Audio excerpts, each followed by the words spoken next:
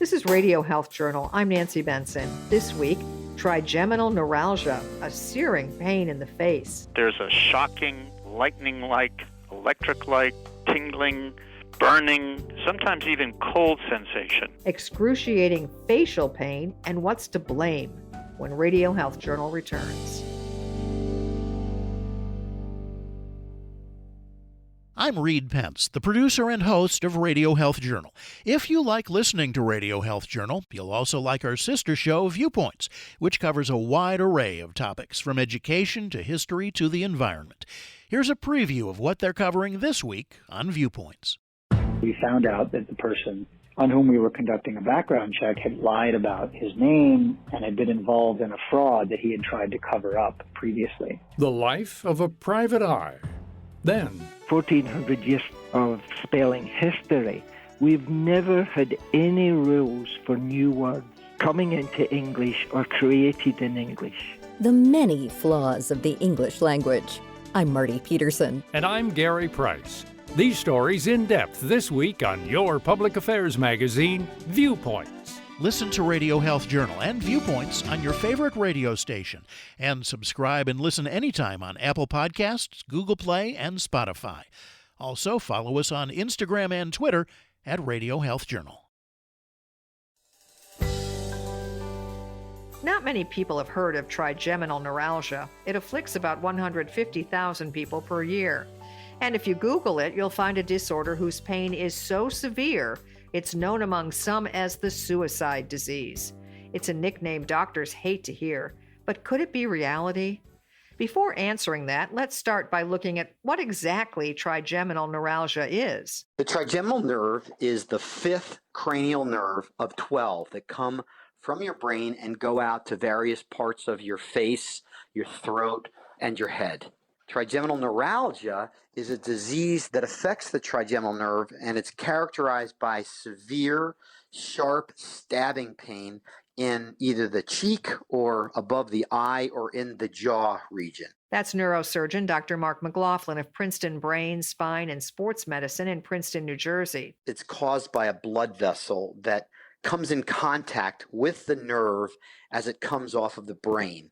The theory is as we get older, our brain will sag down a little bit and the blood vessels can elongate in the brain and they can come in contact with the underside of the nerve and start digging in or pulsating into part of the nerve. And that pulsation can cause an irritation of the nerve, and when the nerve is irritated, it fires. Much like you get a herniated disc in your low back and you get radiating referred sciatica down your leg, if you get a pinched nerve in your brainstem at the trigeminal level, you'll get excruciating shock-like facial pain. And it often affects the older population, according to Dr. Jeffrey Brown, a neurosurgeon at NYU Winthrop Hospital and national chairman of the Medical Advisory Board of the TNA Facial Pain Organization. As we age, our arteries become atherosclerotic. They get cholesterol deposits and they become more brittle. And as they become more brittle, they get curvy.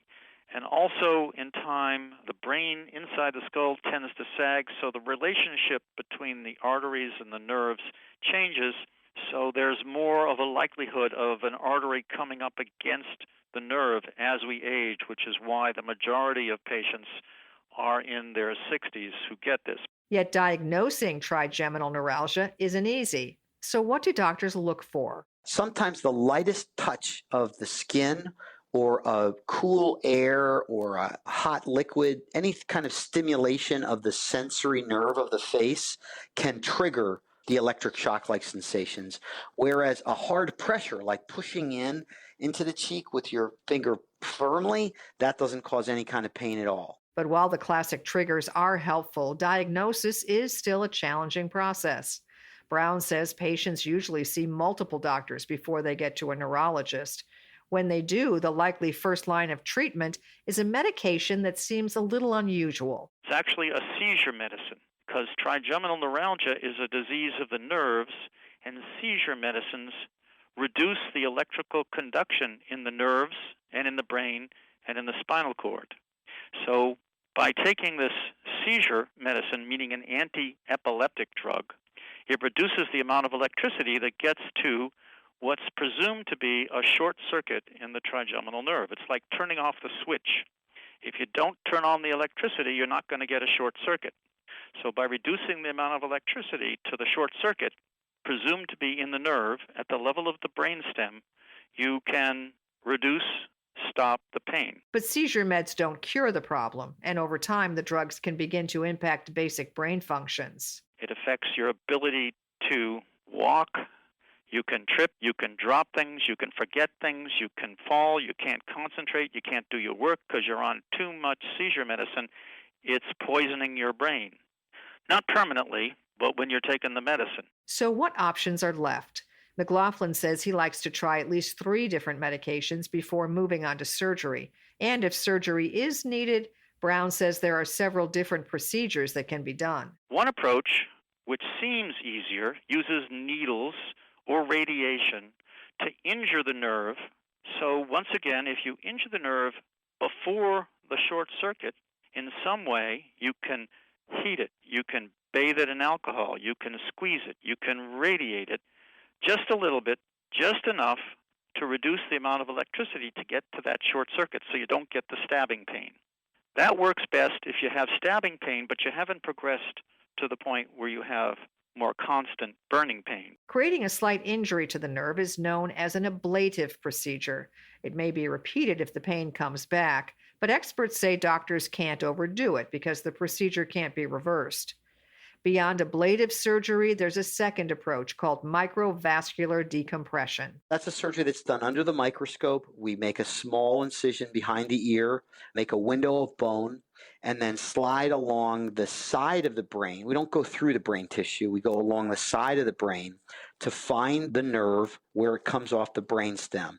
And usually that's where we find the blood vessel that we dissect away and flip over and put a padding in to fix the problem. Brown and McLaughlin admit that trigeminal neuralgia causes excruciating pain, but with effective treatments out there to manage the pain, is it fair to call it the suicide disease? Maybe 100, 200 years ago it was, but 90% of people with trigeminal neuropathic pain should be treatable by one means or another. 90%.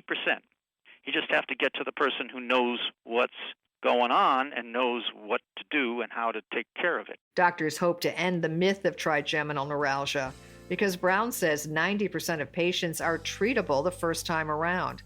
It's also about getting to the right doctor. Our writer this week is Hannah Swarm. Our studio producer is Jason Dickey. I'm Nancy Benson.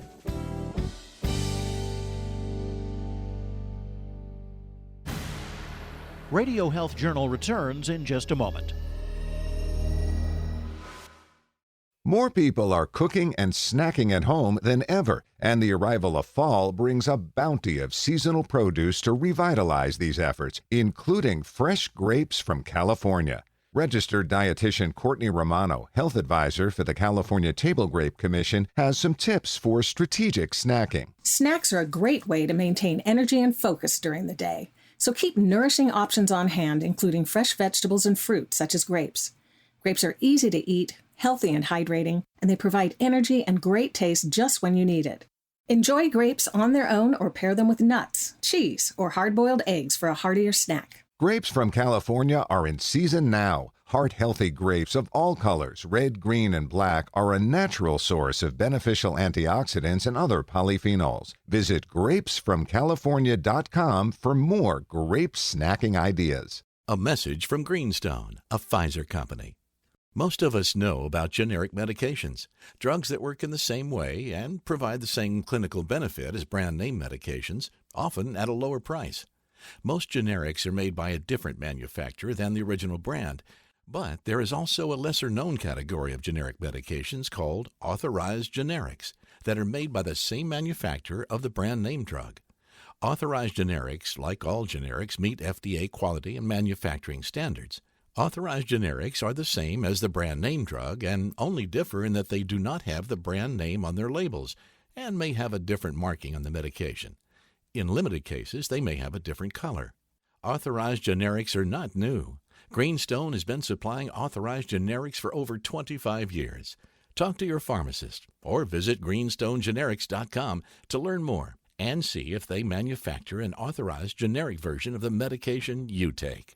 As many as 89% of hospitalized COVID-19 patients are at risk of a complication called Cytokine Storm, a leading cause of COVID death. But there's good news. Hospitals across the U.S. are enrolling patients in a trial evaluating Lenzilumab, a treatment candidate designed specifically to stop this storm, even with only 1 day of treatment. Dr. Cameron Durant, CEO of Humanigen, the company developing Lenzilumab. Having a therapeutic that can significantly reduce the time to recovery from COVID-19 and send patients home earlier could dramatically impact the arc of this pandemic. Participating in the study means access to a potential treatment option in addition to standard of care therapies. Trial participant Mark Baranski shares his experience. I don't know if I received Lenzilumab or not, but I viewed the trial as doing everything I could for my recovery while contributing to the fight against COVID-19.